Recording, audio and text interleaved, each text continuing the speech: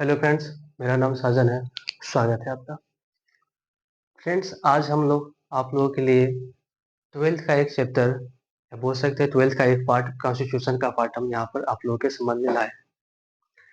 क्या है दोस्तों, कॉन्स्टिट्यूशन को समझने से पहले हम लोग है यहाँ पर 12th के सिलेबस के संबंध में जानकारी लेना पड़ेगा। 12th के अगर सिलेबस की बात करी जाए पोलिटिकल साइंस में, तो पोलिटिकल साइंस में यहाँ पर दो बराबर भाग में बांटा गया है 12th के सिलेबस को। एक जो पार्ट होता है बुक का पार्ट होता है, और एक जो पार्ट होता है कॉन्स्टिट्यूशन का पार्ट होता है। कॉन्स्टिट्यूशन से अगर बात करी जाए तो यहाँ से 50 नंबर के प्रश्न पूछे जाते हैं, और बुक से अगर बात करी जाए तो यहाँ से ही 50 नंबर के प्रश्न पूछे जाते हैं। अब कुछ बच्चे ऐसे होते हैं जो सिर्फ और सिर्फ बुक को प्राथमिकता दे देते हैं, जिसके चलते उनका नंबर है अच्छा खासा नहीं उठ पाता है। और कुछ बच्चे ऐसे भी होते हैं जो सिर्फ और सिर्फ कॉन्स्टिट्यूशन को पढ़ के चले जाते हैं, जिसके चलते भी उनका नंबर अच्छा खासा नहीं उठ पाता है। पॉलिटिकल साइंस में अच्छा खासा नंबर उठाने के लिए, 90 प्लस मार्क्स लाने के लिए आपको कॉन्स्टिट्यूशन को ज़्यादा प्राथमिकता देना पड़ेगा, उतना ही प्राथमिकता आपको यहाँ पर बुक को भी देना पड़ेगा। इसी संबंध में हम यहाँ पर है, सबसे पहले यहाँ पर कॉन्स्टिट्यूशन को पढ़ेंगे। कॉन्स्टिट्यूशन का सीरीज हम लोग स्टार्ट किए।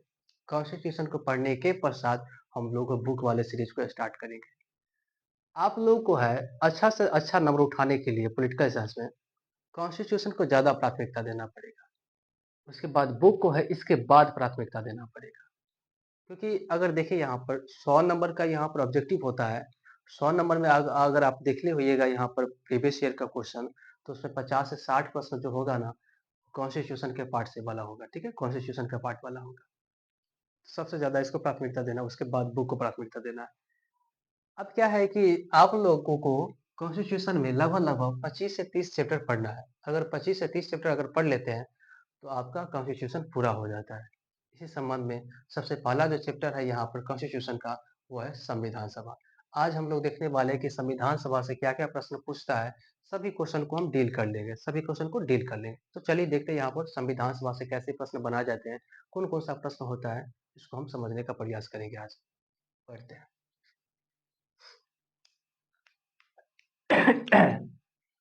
सबसे पहले तो यहाँ पर प्रश्न यही बनता है कि संविधान सभा है क्या? संविधान सभा है क्या? दोस्तों, हमारे देश पर है ब्रिटिशर्सों का कब्जा था। ब्रिटिशर्स है हमारे देश को आज़ाद करके जब गए थे, तो यहाँ पर संविधान निर्माण करके गए थे। और भारतीय भारतीय संविधान की रचना करने के लिए जिस सभा का गठन किया गया था, जिस समिति का गठन किया गया था, उसे ही कहा जाता है संविधान सभा। उसे ही कहा जाता है संविधान सभा। और संविधान सभा से जितना भी यहाँ पर प्रश्न बन सकता है, उसको हम आज पढ़ने वाले हैं। सबसे पहले तो यहाँ से प्रश्न बनता है कि संविधान सभा का गठन, संविधान सभा का गठन कैबिनेट कैबिनेट मिशन के तहत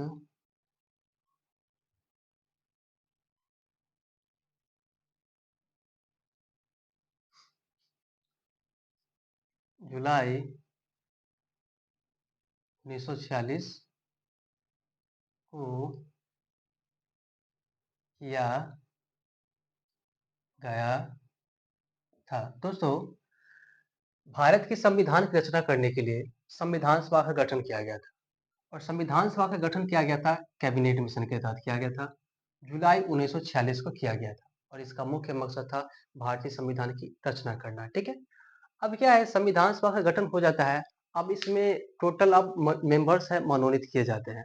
तो मेंबर्स कहाँ से आएगा? भारत के संविधान की रचना किया जा रहा है, तो भारत से ही आएगा। ठीक है, भारत से ही आएगा। अब क्या है कि भारत की बात करी जा रही, कब की बात करी जा रही है? 1946 की बात करी जा रही है। 1946 में हम देखें तो हमारा भारत है कई खंडों में विभाजित था, कई खंडों में विभाजित था। लगभग लगभग यहाँ पर 562 देशी राजभारा क्षेत्र था, 562 देशी राजभारा क्षेत्र था। इन सभी जगह से इन सभी जगह से क्या किया गया था? लोगों को मनोनयन करा गया था भारत के संविधान की रचना करने के लिए। ठीक है, तो हम पढ़ते हैं कि कौन कौन से मतलब क्षेत्र से है मनोनयन किया गया था, इसको पढ़ते हैं। टोटल जो मेंबर्स की अगर बात करी जाए, टोटल मेंबर्स संविधान सभा में, तो 389 है। इस 389 सदस्यों को हम 3 बराबर भागों में बाँट सकते हैं। पहला जो भाग है यहाँ पर 293 सदस्य हैं, दूसरा जो भाग है यहाँ पर 92 सदस्य हैं और तीसरा जो भाग है यहाँ पर 4 सदस्य हैं। 293 जो सदस्य हैं ब्रिटिश कंट्रोल वाले क्षेत्र से हैं, ब्रिटिश कंट्रोल वाले क्षेत्र से हैं और 92 जो है देसी रियासत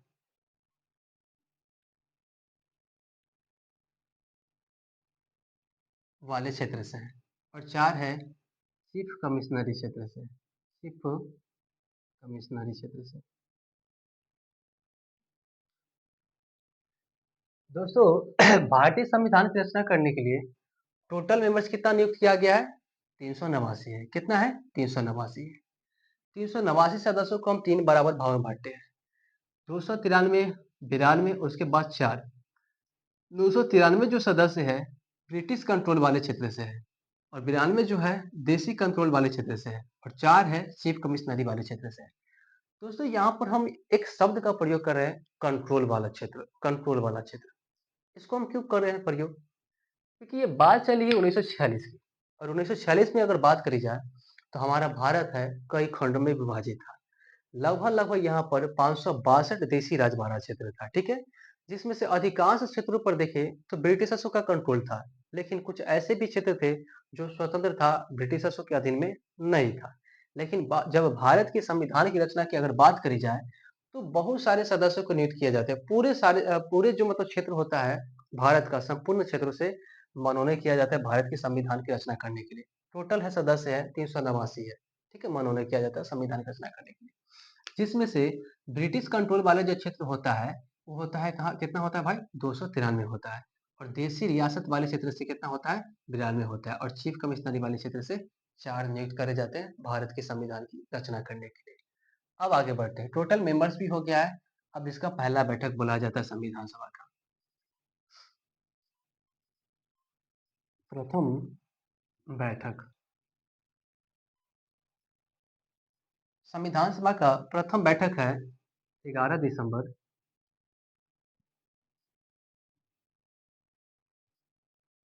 1946 को बुलाया गया था और इस बैठक में अस्थायी अध्यक्ष अस्थायी अध्यक्ष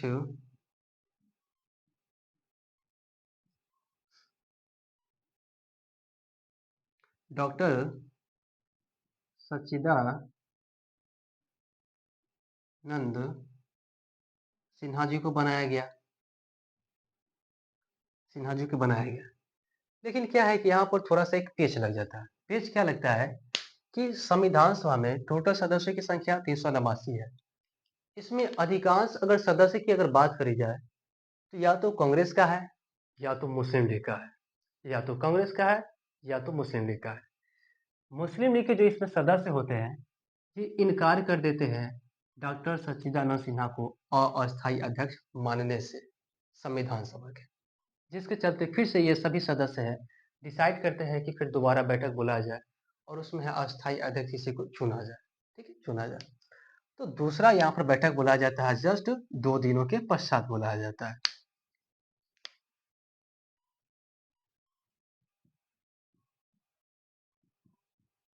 दूसरा बैठक 2 दिनों के पश्चात मतलब क्या? सॉरी सॉरी, यहाँ पर 9 दिसंबर है, यहाँ पर हो जाएगा 11 दिसंबर, 11 दिसंबर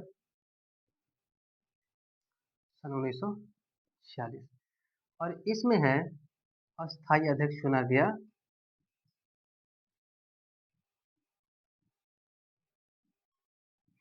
डॉक्टर राजेंद्र प्रसाद को।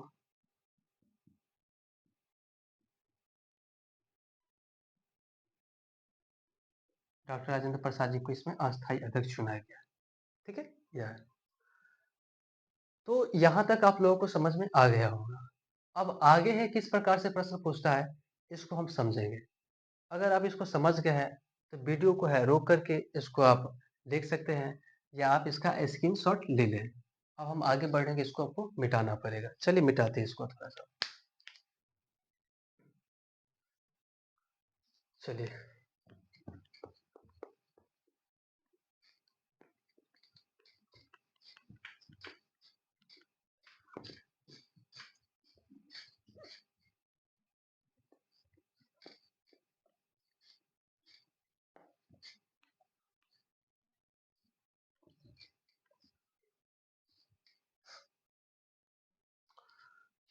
दोस्तों, अब संविधान सभा से प्रश्न अब बनेगा यहाँ पर अब समिति को लेकर के, कि संविधान सभा में टोटल समितियों की संख्या कितनी है? तो संविधान सभा में टोटल समितियों की संख्या 13 है।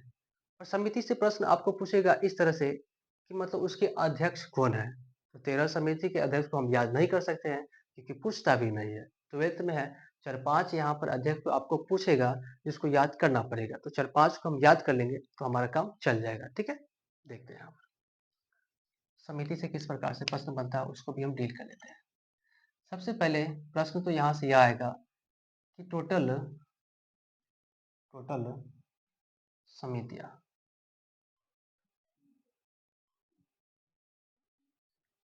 कितनी थी भाई? 13 थी। 13 थी। 13 में से हम 4-5 को हम याद करेंगे। पहला यहाँ पर क्या है? संघ समिति।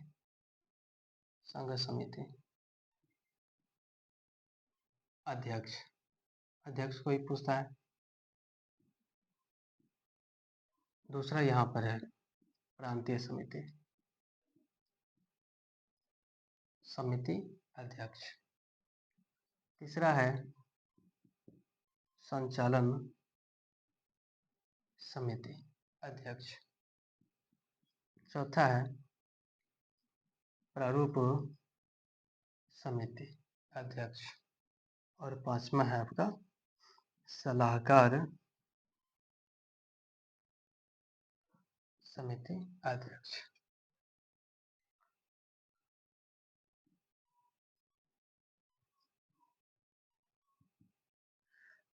दोस्तों, समिति से अगर प्रश्न पूछेगा तो एक प्रश्न यही आ जाएगा आपका कि संविधान सभा में टोटल समितियों की संख्या कितना है? तो संविधान सभा में टोटल समितियों की संख्या कितना है भाई? 13 है। अब कुछ समिति क्या है कि मतलब बहुत ज़्यादा चर्चित है या उस समिति से है, उसमें विद्वान है मतलब जुड़ा हुआ होगा, तो उस समिति के अध्यक्ष को पूछा जाता है। तो सभी समिति को हम नहीं लिए हैं, 5 ही समिति है जिसमें लोग हैं मतलब सबसे ज़्यादा चर्चित था या मतलब वह मतलब क्या है समिति ज़्यादा विशेष था, ठीक है? इसलिए उसके अध्यक्ष को पूछा जाता है। तो हम 5 को पढ़ लेंगे, वही हमारे एग्ज़ाम में आ जाएगा। सबसे पहले यहाँ पर लिखा गया संघ समिति। संघ समिति के जो अध्यक्ष बनाया गया था, आपका जवाहरलाल नेहरू जी को बनाया गया था। जवाहरलाल नेहरू जी को बनाया गया था। अब हम इसको याद करने का एक तरीका ढूँढे हैं कि संघ समिति के अध्यक्ष जवाहरलाल नेहरू ही क्यों होगा? देखिए, इसके पीछे यहाँ पर हम एक ट्रिक ले लेते हैं। संघ मतलब क्या होता है? केंद्र। संघ मतलब क्या होता है? केंद्र। और केंद्र के प्रथम प्रधानमंत्री कौन बना था? पंडित जवाहरलाल नेहरू। इसलिए संघ समिति के अध्यक्ष कौन हो जाएगा तो पंडित जवाहरलाल नेहरू जी हो जाएंगे, ठीक है? इसको हम ऐसे ट्रिक से याद कर सकते हैं। अब दूसरा यहाँ पर समिति क्या है? प्रांतीय समिति। प्रांतीय समिति के जो अध्यक्ष हैं सरदार वल्लभ भाई पटेल। पटेल। अब इसको भी हम याद करने का एक तरीका ढूंढे हुए हैं। क्या है? ये बात चल रही है 1946-47 की बात चल रही है। अब 1946 की बात में हम चले 1946 के हम यहाँ पर समय में चलेंगे तो हमारा भारत है कई खंडों में विभाजित है। लगभग यहाँ पर 562 देशी राजभारा क्षेत्र था। अब देशी राजभारा क्षेत्र 562 था। उसके बाद देश है आज़ाद हो गया। जब देश है आज़ाद हो गया तो अंग्रेज यहाँ से जाने लगे। तो ये सभी देशी राजभारा क्षेत्र ये मतलब राजा है, छोटे-छोटे राजा है, कहते हैं कि अब हम कहाँ पर जाएँगे? तो इन सभी देशी रजबाड़ाओं के लिए ब्रिटिशर्सों ने यहाँ पर 3 प्रकार के शर्त रखा था। 3 प्रकार के शर्त रखा था। पहला जो शर्त था इन देशी रजवाड़ा क्षेत्र के लिए पहले शर्त के अनुसार कहा गया था कि वह देशी रजवाड़ा क्षेत्र जो पाकिस्तान में मिलना चाहते हैं, वो जाकर के आप पाकिस्तान में मिल सकते हैं। और दूसरा जो शर्त था कि वह देशी रजवाड़ा क्षेत्र जो भारत में मिलना चाहते हैं, वो भारत में जाकर के मर्ज हो सकता है। और तीसरा शर्त था कि वह देशी रजवाड़ा क्षेत्र जो न ही भारत में मिलना चाहता है, न ही पाकिस्तान में मिलना चाहता है, वह एक स्वतंत्र देश बनाना चाहता है, तो वह बना सकता है, वो बना सकता है। तो इसी शर्त के मुताबिक बहुत सारे देशी राजवाड़ा क्षेत्र ऐसे थे जो भारत के बीचों बीच हिस्सा में आता था और उन लोगों का कथन क्या था कि हम हैं पाकिस्तान में मिलना चाहेंगे। उन लोगों का कथन क्या था कि हम हैं स्वतंत्र देश बनाना चाहेंगे। अगर आप लोग सोच सकते हैं कि अगर भारत के बीचों-बीच हिस्सा में है, कोई मतलब देशी राजवाड़ा क्षेत्र है, जो भी पाकिस्तान का कंट्रोल में होता, तो हम लोगों को कितना दिक्कत हो सकता था। हो सकता है, ठीक है? या हो सकता है कि बीचों-बीच हिस्सा में है भारत के और वो है किसी प्रकार का मतलब यहाँ पर केंद्र बना लिया है या देश बना लिया है, तो भी बहुत सारे प्रॉब्लम को फेस करना पड़ सकता था। लेकिन इन सभी प्रॉब्लमों को दूर करने का प्रयास किए हैं सरदार वल्लभ भाई पटेल, क्योंकि प्रांतों को मिलाने का जो जिम्मा दिया गया था सरदार वल्लभ भाई पटेल जी को ही दिया गया था और इन सभी प्रांतों को है मिला लिए थे अपने बुद्धि के दम पर, अपने बल के दम पर भारतीय क्षेत्र में, ठीक है। तो हम ऐसे याद कर सकते हैं कि प्रांतों को मिलाने का कार्य किसने किया था, तो सरदार वल्लभ भाई पटेल ने किया था। इसलिए प्रांतीय समिति के अध्यक्ष कौन होगा, तो सरदार वल्लभ भाई पटेल होगा। अब आगे बढ़ते हैं। तीसरा जो समिति है, संचालन समिति। संचालन समिति के अध्यक्ष बनाया गया था संविधान सभा में डॉक्टर राजेंद्र प्रसाद को। दोस्तों, ये भारत देश का संविधान की रचना किया जा रहा है और भारत देश क्या है, विशाल है, बहुत बड़ा है और उसके बाद इस पर जनसंख्या का भी लोड है, ठीक है। आज भी है, पहले भी था, ठीक है। तो इस देश के जो संविधान की रचना किया जाएगा और उसके बाद इस देश के संविधान का जो संचालन करेगा वो कोई विद्वान व्यक्ति ही होगा और डॉक्टर राजेंद्र प्रसाद उस समय के विद्वान व्यक्तियों में से एक थे। इसलिए हम कह सकते हैं कि संचालन समिति के अध्यक्ष कौन बनेगा, जो विद्वान होगा और उस समय के विद्वान कौन था, डॉक्टर राजेंद्र प्रसाद। इसलिए संचालन समिति के अध्यक्ष कौन हो जाएगा, तो डॉक्टर राजेंद्र प्रसाद हो जाएगा। अब आगे बढ़ते हैं। प्रारूप समिति। प्रारूप समिति के जो अध्यक्ष है डॉक्टर बाबा साहेब बाबा साहेब भीमराव भीमराव अंबेडकर जी है, ठीक है। और एक प्रश्न यहाँ से और आता है कि प्रारूप समिति में टोटल सदस्यों की संख्या कितना है, तो प्रारूप समिति में टोटल सदस्यों की संख्या 7 है, ठीक है। आगे बढ़ते हैं।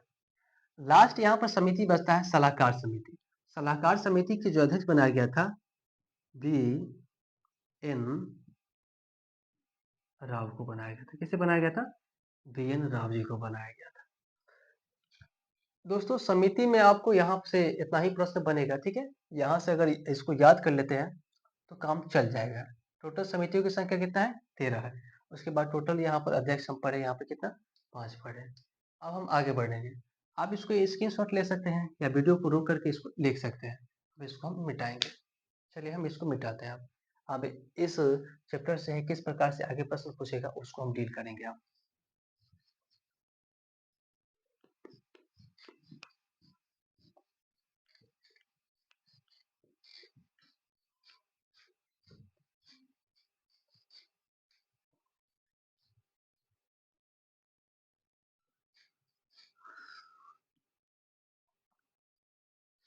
दोस्तों, अब यहाँ से प्रश्न आपका बनेगा,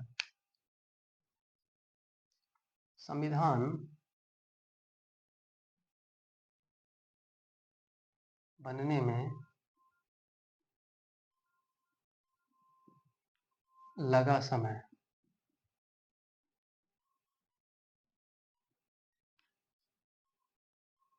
2 वर्ष 11 माह 18 दिन। दोस्तों, हमारा संविधान है बनना स्टार्ट कब हुआ है, जुलाई 1946 से स्टार्ट हुआ है। लेकिन यह बनने में है मतलब कितना समय लिया है, तो 2 वर्ष 11 माह 18 दिन लिया है, लगभग लगभग 3 वर्ष ले लिया है, ठीक है। आगे बढ़ते हैं।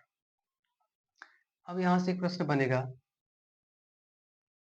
संविधान बनकर तैयार हो गया।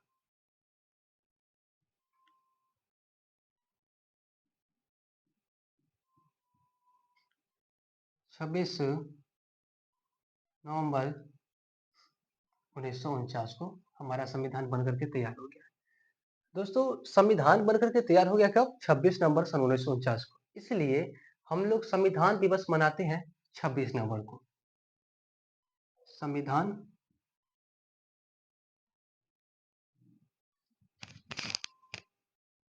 दिवस। आप लोगों से कोई पूछ सकता है कि संविधान दिवस हम क्यों मनाते हैं? तो आप लोग का उत्तर यही होना चाहिए कि हमारा संविधान है 26 नवंबर सन 1949 को बन करके रेडी हो गया था, तैयार हो गया था। इसलिए हम लोग उस दिन से ही संविधान दिवस मनाते आ रहे हैं। ठीक है? अब आगे बढ़ते हैं आप। संविधान लागू कर दिया गया। 26 जनवरी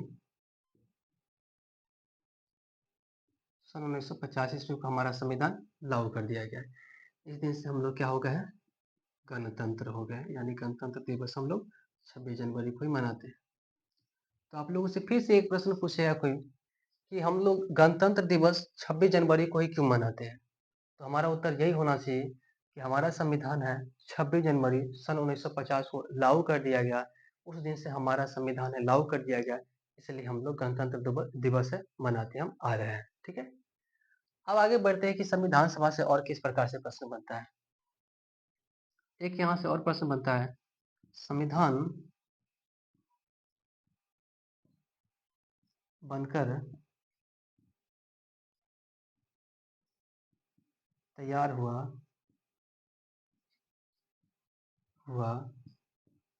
तब संविधान में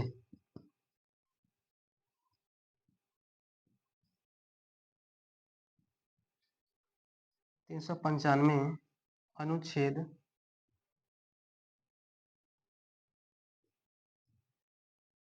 22 भाग 8 अनुसूचियां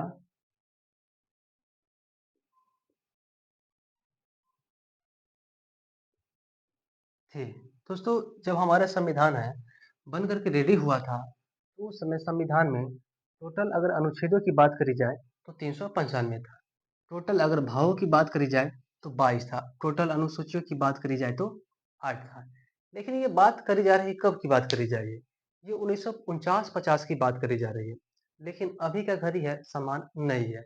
अभी है बहुत सारा चेंजिंग हो गया है। ठीक है? अब हम देखें तो वर्तमान समय में अनुच्छेदों की संख्या लगभग 400 के पार चला गया है। अभी हम भागों की संख्या की बात करें तो यहाँ पर अभी 25 के करीब में चला गया है, क्योंकि संविधान संशोधन के तहत उसको बढ़ाया गया। और अनुसूचियों की अगर बात करी जाए तो यह अभी 8 से बढ़ करके वर्तमान में 12 हो गया। 1, 52, 73, 74 संविधान संशोधन के द्वारा 4 अनुसूचियों को जोड़ा गया है। और वर्तमान स्थिति अभी नहीं है, ऐसा बढ़ गया है। और जैसे जैसे समय बढ़ेगा फिर से इसमें हमें चेंजिंग देखने को मिलेगा, बढ़ते जाएगा संविधान संशोधन के द्वारा। तो दोस्तों, हमें ऐसा लगता है कि आज की क्लास है आपको समझ में आया होगा और इससे आपको है मदद मिलेगी। ठीक है? मदद मिलेगी। अगर आपको अच्छा लगा है तो लाइक, शेयर एंड सब्सक्राइब करें। ठीक है? तो धन्यवाद दोस्तों।